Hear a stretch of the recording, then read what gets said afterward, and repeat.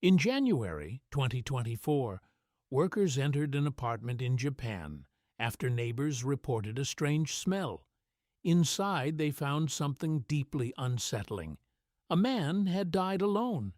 Days earlier, perhaps weeks earlier, no one knew. No one called, no one visited, no one noticed. In Japan, there is a word for this phenomenon, Kodokushi. It means lonely death. And every year, thousands of people die this way. At first glance, this sounds like a uniquely Japanese tragedy, but it isn't, because something remarkable is happening across much of the world. Human beings have never been more connected. We carry smartphones. We communicate instantly across continents. We can speak to strangers thousands of miles away. And yet millions of people have never felt more alone. This is the story of how loneliness became one of the defining challenges of the modern world, and how we arrived here. To understand what changed, we need to travel backwards, not 10 years, not 20, but almost a century. For most of human history, people rarely lived alone. Grandparents lived nearby. Brothers and sisters remained in the same town. Neighbors knew each other's names. Children played together in the streets. Families shared meals. Communities shared celebrations. And during difficult times, people often relied on one another. Life was harder, but isolation was less common. 100 years ago, multiple generations often lived under the same roof. The elderly were rarely separated from younger family members. Children grew up surrounded by relatives. Social interaction was not something people scheduled. It was built into everyday life. Then came one of the greatest transformations in human history: industrialization. Millions left villages for cities. Factories replaced farms. Careers replaced family trades. Economic opportunity pulled people away from their hometowns. The change created wealth, innovation, modern medicine, modern education, modern living standards. But it also changed something else: the structure of human relationships. For the first time, large numbers of people began building lives far away from the communities that raised them. A young adult leaves home for university, moves to another city, finds a job, changes jobs, moves again, changes apartments, changes social circles.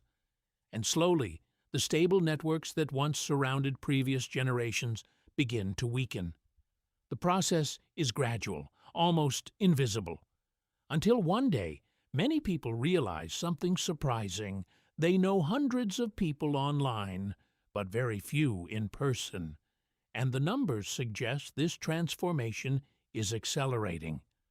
Across much of Europe, North America, and East Asia, single-person households are becoming increasingly common.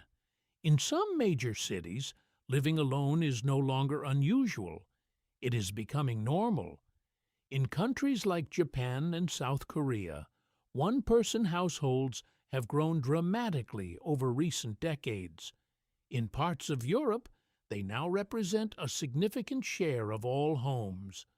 For many people, living alone is not a problem. It can mean freedom, independence, privacy, control over one's life. But there is an important difference between being alone and feeling lonely. And that distinction may explain why governments around the world are beginning to pay attention. Because loneliness is no longer viewed as simply a personal experience.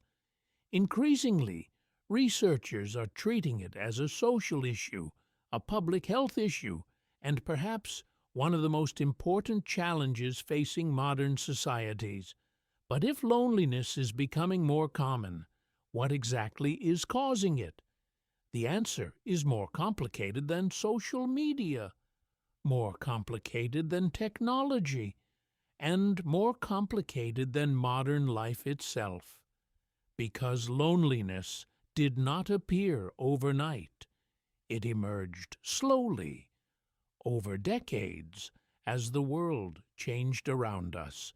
One of the clearest examples can be found in Japan.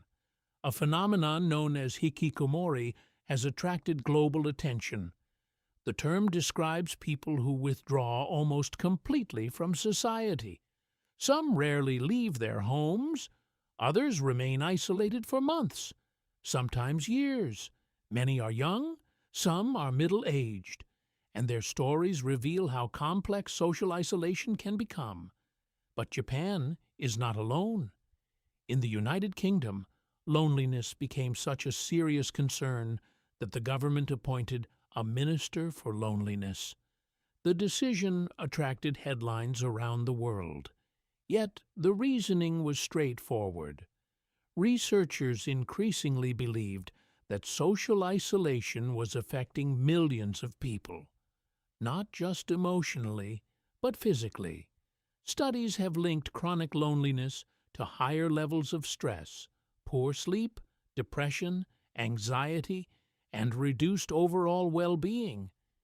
In the United States, the Surgeon General described loneliness as a significant public health concern, not because people stopped talking, but because meaningful connection appears to be becoming harder to maintain. This raises an uncomfortable question. If technology allows us to communicate constantly, why do so many people still feel disconnected? Many experts argue that communication and connection are not the same thing. A person can receive hundreds of messages and still feel lonely. A person can have thousands of followers and still feel isolated. Human relationships have always depended on something deeper: trust, shared experiences, belonging, community, and these things often take time to build. The challenge facing modern societies may not be that people have become less social. It may be that traditional forms of community are disappearing faster than new ones are being created. For centuries, people built relationships through neighborhoods, religious institutions, local organizations, sports clubs, community gatherings, family networks. Today, many of those structures are weaker than they once were. Some have disappeared entirely. Yet this is not where the story ends, because history suggests that human beings are remarkably adaptable. This is not the first time societies have experienced profound change. The Industrial Revolution transformed communities. The World Wars reshaped families. Economic crises forced millions to relocate. Entire generations had to rebuild social structures from scratch. And they did. New communities emerged. New institutions emerged. New forms of connection emerged. Perhaps the same thing is happening now. Around the world, people are experimenting with new ways to create belonging. Community centers, volunteer programs, shared living projects, local initiatives, support networks, and even digital communities that lead to real-world friendships. None of these solutions are perfect, but they reveal something important. The desire for connection has not disappeared. The need for community has not disappeared. The human instinct to belong remains as powerful as ever. The question is not whether loneliness exists. It always has. The real question is how societies respond to it, and whether we can build communities that fit the realities of the 21st century. No government can create friendship, no law can manufacture belonging, and no technology can fully replace human connection. But history offers a reason for cautious optimism. Every generation inherits challenges that seem uniquely difficult. Yet again and again, people adapt. They rebuild, they reconnect, and they discover new ways of finding one another. Perhaps the loneliness epidemic is not the end of community. Perhaps it is the beginning of a new chapter in how human beings create it. Some changes happen on maps, others happen in cities, and some of the most important changes happen quietly inside people's lives. Subscribe to Behind the Map for more hidden places, forgotten histories, and surprising stories shaping our world. There is always another mystery waiting beyond the map.